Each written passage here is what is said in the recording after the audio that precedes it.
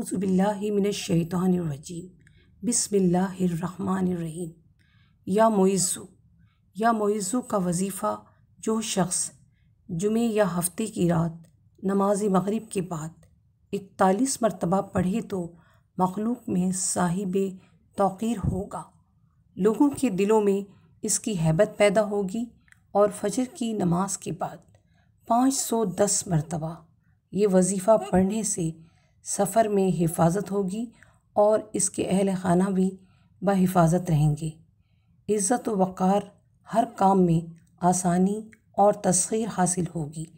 کھوئی ہوئی عزت واپس لینے کا نایاب تحفہ ہے۔ ظالم کے ظلم سے نجات، عبادت میں دل لگے گا اور اس کے ورد سے دشمن بھی عزت کریں گے۔